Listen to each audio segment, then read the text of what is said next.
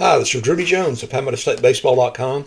Welcome to the South Carolina College Baseball Recap for Friday, April the 3rd. Of course, it is Saturday already because Clemson played out at Stanford, and that game ended well after midnight. So let's take a look at what did go on in the state on Friday. There were 30 games involving state teams, and let's start out there in California. Knaak got run support for the first time since February the 20th, and Clemson beat Stanford 9-3 to open an ACC series out in California. The Tigers improved to 20-11 overall and 3-7 in the ACC, and that tied them with Stanford at 3-7. Stanford fell to 13-14 overall. Knaak, as I mentioned, he went 5 innings, struck out 7, and Hayden Simerson allowed a hit in 4 shutout innings to get the saves. For the Tigers, Tristan McClatty drove in 3 runs. Luke Gaffney and Ty Dally also drove in 2 runs apiece for the Tigers. Game 2 of that series is on Saturday. Down in Columbia, Texas got 3 runs in the early innings. Brandon Stone came in and pitched 7 brilliant innings in relief, but then the Longhorns got a couple of home runs in the 9th inning and went on to beat South Carolina 5-3 to even that SEC series. Texas, of course, is number 2 in the country in the D1Baseball.com poll. The Gamecocks were held without a base runner until the 5th inning when Talmadge Leroy got a walk. Later in the inning, Luke Uhas hit a 2-run homer to make the score 3-2. That held up. The Gamecocks missed an opportunity in the 8th inning. They had 2 on in scoring position, and KJ Scobie swung at what was probably going to be ball 4 for the 3rd strike and left the game at a 3-2 score. Then, as I mentioned, Texas got a couple of runs in the 9th on home runs, both of them on 0-2 pitches. And then Will Craddock hit his 7th home run of the season in the 9th inning for the Gamecocks. Again, final score was 5-3. Texas improved to 25-5 overall, 8-3 in the SEC. Carolina fell to 15-17 and 2-9. Again, Stone was just brilliant in relief until that 9th inning. Elsewhere, Zach Hunt had 3 hits and joined Garrett Fulmer and Jaden Williams in driving in 2 runs apiece as the Citadel clinched a series win over Longwood. That final score was 8-4. For the Bulldogs, they are now 14-15. Longwood fell to 18-13. Michael Gibson was improved to 3-1. He allowed 1 earned run, struck out 5 in 5 innings for the Bulldogs, and good win for the Citadel. They'll go for the sweep and get to 500 on the season on Saturday in Game 3 of that series. Up in Lexington, Virginia, Ben Timblin homered and drove in 5 runs as Wofford clinched a SoCon series win at VMI by a score of 9-2. The Terriers are now 21-10 overall, 5-0 in the SoCon. VMI fell to 22-8 and 1-4. For the Terriers, Alec Bouchard struck out 9 in 7 innings. He allowed 3 hits and a run to improve to 5-2. Also for Wofford, Brady Gold had a homer and a single. Elsewhere in Division I play, Henry Zehner's 2-run single as part of a 5-run 5th inning helped USC Upstate take the lead, and they went on to beat Radford by a score of 13-9 to even that Big South Conference series. The Spartans even their record at 16-16, and they're 6-5 in the Big South. Radford fell to 13-14 and 3-5. For Upstate, Malloy Haganey had a single, a homer, a walk, 4 stolen bases, 3 runs scored, and 2 RBI. Wild game down in Charleston. The Charleston Southern scored 7 runs in the bottom of the 9th inning to force extra innings, then beat Presbyterian 13-12 on a bases-loaded walk in the 10th inning. For the Buccaneers, they're now 19-10 overall, 4-4 in the Big South. PC fell to 6-26 and 2-6. As I said, PC had a 12-5 lead going to the bottom of the 9th inning. Gavin Spears had a grand slam to tie the game for Charleston Southern. Also for CSU, Kane Collins had a single, a double, a walk, a stolen base, a run scored, and an RBI. Up in Rock Hill, Luke Earnhardt struck out 9 and did not allow a hit in 6 1/3 innings, but he left with a no decision as Winthrop went on to beat Western Carolina by a score of 6-4 to even that non-conference series. The Eagles snapped a 2-game losing streak. They're now 22-9, and Western fell to 19-13. Chaz Grosington was 2 for 3 with 3 RBI for Winthrop in that game. South Alabama hammered number 14 Coastal Carolina. His first conference loss of the season and snapped a 32-game Sun Belt winning streak for the Chanticleers with a 15-2 win down in Coastal. The Jaguars are now 19-12 overall, 6-5 in the Sun Belt. Coastal fell to 22-8 and 10-1. That snapped a 9-game winning streak for the Chanticleers in that game. And down in Charleston, High Point extended its winning streak to 11 games by shutting out College of Charleston for the second straight day. Friday's score was 14-0, and the Panthers improved to 21-9. The College fell to 11-19. In Division II play in Conference Carolinas, C.J. Dean's eighth-inning home run broke a 3-3 tie, and North Greenville held on to beat Young Harris 4-3 in the opener of an important Conference Carolinas series up in Tigerville. The Mountain Lions had taken a 3-2 lead in the middle innings of the game. North Greenville tied it up on a homer by Landon Peavy, and then Dean hit his home run at the bottom of the eighth, and North Greenville pitched out of a couple of jams in the 8th and 9th to get the win. The Trailblazers are 30-7 overall, 18-4 in the conference. Young Harris fell to 28-8 and 19-3, so North Greenville's one game back. Also moving one game back was Francis Marion, who beat UNC Pembroke down at Florence by a final score of 8-3. In that game, Robbie Jordan improved to 8-0 on the season. It was his 29th win of his career. He tied Elon Jones, I believe the gentleman's name was. Hold on a second.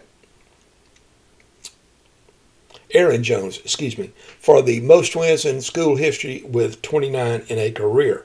Daniel Villafane hit a 2-run homer as Erskine pushed its winning streak to 7. With a win at Shorter, that final score was 5-2. For the Flying Fleet, Noah Hill had a double and a home run. Erskine is now 19-19 overall, 13-9 in the Conference Carolinas. Shorter fell to 11-21 and 3-19. Sorry, I neglected to mention the records for Francis Marion and Pembroke. Francis Marion is now 29-7 overall, and like North Greenville, they're 18-4, one game back of Young Harris in the standings. Pembroke fell to 14-10 and 5-7. Luke Taylor had 6 hits and drove in 9 runs on the day as Southern Wesleyan swept a doubleheader from Shawan. First game score was 14-12. The second game score was 26-2. The Warriors are now 13-25 overall, 7-16 in the conference. Shawan fell to 3-25 and 3-20, and the Hawks have lost 17 consecutive games. For Southern Wesleyan in Game 1, Nolan Evett had 4 hits, drove in 2 runs, scored 3 runs, stole a base. And in Game 2, Ethan Schimmel was 4 for 4 with a double, 2 homers, and 5 RBIs. He also scored 5 runs. In the Peach Belt Conference, Luke Doty and Tyler Gundelfinger drove in 2 runs apiece during a 7-run 5th inning, and USC Beaufort beat Claflin by a score of 12-6 to open that series. The Sand Sharks won 2 straight, then improved to 9-25. They're 3-19 in the Peach Belt.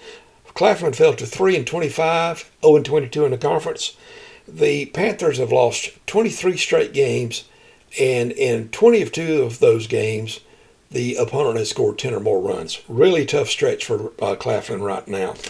Also for USC Beaufort, Gundelfinger had 2 hits, 2 runs scored, and 3 RBI.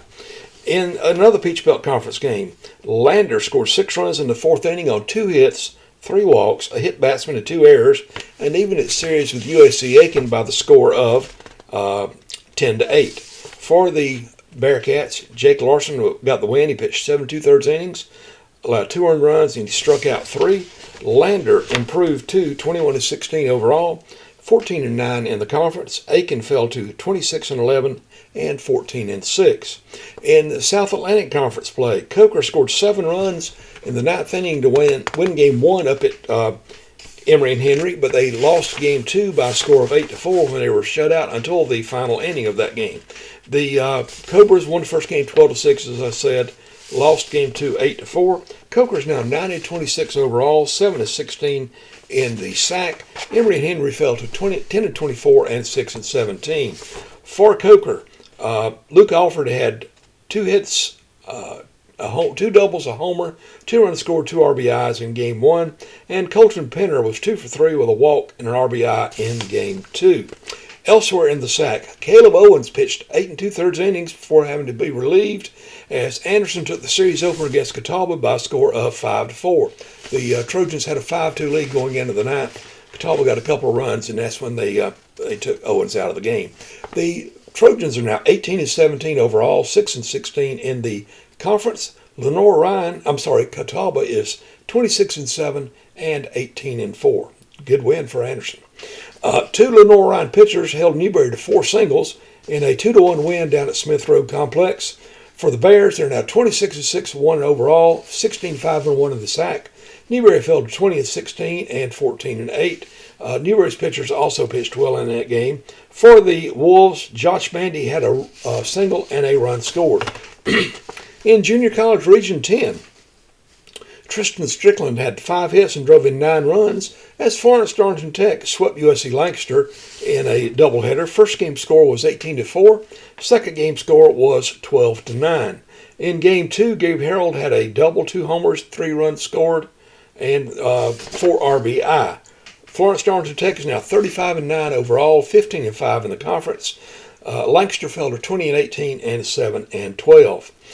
For Marcus Kirksey was 4 for 5 with 2 homers and 6 RBI, and USC Union got a pair of wins over USC Salkehatchie in region play. First game score was 14-1. Second game score was 10-0. For the Bantams, they're now 24-16 overall, 7-12 in the conference. Salkehatchie fell to 3-37 and 1-18. In the final game matchup of the Region 10 on Friday, Gaston College swept USC Sumter a couple of games. First game score was 4-2. Second game score was 16-4 in 5 innings. The Rhinos are now 37-3 overall, 17-3 in the region. They hold that 2-game lead over Florence Darlington Tech. Sumter fell to 23-13 and 11-8. Brady Yarborough had 3 hits and scored 3 runs for the Fire Ants in that doubleheader. And R.J. Hamilton pitched a complete game and struck out 12 in that 4-2 loss in Game 1. Elsewhere, Jacob Highsmith's 3rd hit of Game 1 gave Bob Jones a walk-off 10-9 win over Tacoma Falls in Game 1 of a doubleheader. But the Screaming Eagles came back to win Game 2 by a score of 9-5. Highsmith wound up with 4 hits and 5 RBI on the day for Bob Jones, which fell to 9-19. Tacoma Falls is now 19-15-1. And they'll play Game 3 of that series tomorrow. They changed that from a doubleheader on Saturday to a doubleheader tonight. Down in Atlanta, Joshua Medina had 5 hits and drove in 4 runs, and Benedict split a Southern Intercollegiate Athletic Conference doubleheader with Clark Atlanta. The first game score was 16-13 Clark Atlanta. Game 2 was 7-4 Benedict. Kent Johnson had 4 RBI for the Tigers in Game 1. Benedict is now 16-9 overall, 15-8 in the SIAC. 14-9 in the SIAC. And Clark Atlanta is 9-23 and 3-18. How about beyond the border? In the ACC, Georgia Tech beat California 7-2. Yellow Jackets are ranked number 3 in the country. Number 7, Florida State evened its series at Virginia. Number 10, Virginia, 5-2. Number 6, North Carolina evened its series with number 22, Boston College, 5-2. Wake Forest beat Pitt, 8-2. Former South Carolina pitcher Ryder Garino was the winning pitcher as NC State got a series win over Notre Dame, 7-3 for the second straight day. Duke beat Louisville again, 10-8, and Miami blasted Virginia Tech, 19-1. In the ACC standings, Georgia Tech's 11-3, Florida State's 8-3, North Carolina's 10-4, Boston College is at 9-5, Virginia is 8-6, Wake is 7-6, Duke 7-7, Miami 5-5, as is Pitt. NC State's 5-6. Notre Dame is 6-8. Virginia Tech is 5-8. Louisville is 4-7. A half game back is Clemson at 3-7. They're tied with Stanford. And Cal brings up the rear at 1-10. In the SEC, Number 5, Georgia clinched a series win at number 4, Mississippi State with a 3-1 win. Number 11 evened its series with number 16, Alabama 4-2, and that snapped a 9-game winning streak for the Crimson Tide. Number 20, Texas A&M swept a doubleheader from Vanderbilt, 4-2 and 12-0. Number 17, Arkansas evened its series with number 18, Auburn, 3-2. Number 21, Florida tied its series with Ole Miss with a 2-0 shutout. Missouri topped number 24, Kentucky, 5-4, and LSU rallied to beat Tennessee 7-5. How about the SEC standings? Georgia's at 9-2. Texas is a game back at 8-3. Another game back are Alabama and Mississippi State and Florida at 7-4. Texas A&M is 7-5. Vanderbilt 6-6. LSU's at 5-5, as is Kentucky. Auburn is now 5-6, as is Arkansas. Oklahoma is also 5-6. Ole Miss is 4-7. Excuse me. Tennessee's 3-7. Missouri is 2-8, and South Carolina is 2-9. How about the schedule for Saturday involving state teams? Here's what we got going on in chronological order. South Alabama and Coastal Carolina finish up their series at 11 o'clock on the Grand Strand. They moved that game up, I'm sure, for travel reasons. Young Harris and North Greenville are playing a doubleheader at 11 up in Tigerville. They moved that game up over weather concerns. Coker's at Emory and Henry in the rubber game of that series at noon. Columbia International and Spartanburg Methodist are playing a single game at noon at Spartanburg. They took Friday off after playing a doubleheader on Thursday, which SMC won. Erskine is at Shorter for a doubleheader at noon. Southern Wesleyan tries to wrap up a sweep of Shawan at noon. Catawba and Anderson play a doubleheader at 1 over Anderson Memorial Stadium. Lenore-Ryan is at Newberry for a doubleheader at 1. Toccoa Falls and Bob Jones play at 1 at Conisty Park. USC Buford is at Claflin for a doubleheader at 1 down in Orangeburg. Florence Darlington Tech goes for a series sweep at USC Lancaster at 1 o'clock at Doomsday Corner. Gaston College likewise goes for a sweep at USC Sumter at 1 o'clock at Riley Park. High Point is at College of Charleston at 1 o'clock, and the Cougars are hoping to finally score a run this weekend. Longwood is at the Citadel at 1 as the Bulldogs go for a sweep. Also, Presbyterian is at Charleston Southern at 1 o'clock.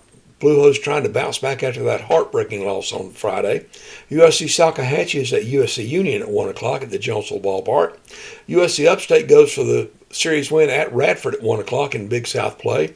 Wofford tries to stay unbeaten in Southern Conference play at 1 o'clock at VMI. UNC Pembroke and Francis Marion play a doubleheader at 2 at Sparrow Stadium in Florence. Benedict and Clark Atlanta complete their series at 2 o'clock in Atlanta. Texas and South Carolina play the rubber game of that series at 2 o'clock in Columbia. Western Carolina is at Winthrop at 2. USC Aiken is at Lander at 3. And in the final game of the day again, it is Clemson at Stanford for a 5:05 game Eastern Time. That's it for the South Carolina College Baseball recap for Friday, April the 3rd. If you're a Christian, I hope you had a great Good Friday or a memorable Good Friday. Think about what it means for us. And I'd like to invite you to go to a church somewhere on Sunday. If you don't have a home church, you live in the Greenville area, visit us at Reed River Baptist Church. It's on US 25 between Furman Golf Course and Travelers Rest. We'd love to have you. It's a 10 o'clock service about Easter. You can always keep up with what's going on at PalmettoStateBaseball.com. My X account is Palmetto Base, and you can email me at RudyJones at PalmettoStateBaseball.com. For now, this is Rudy Jones saying good night. Jesus loves you.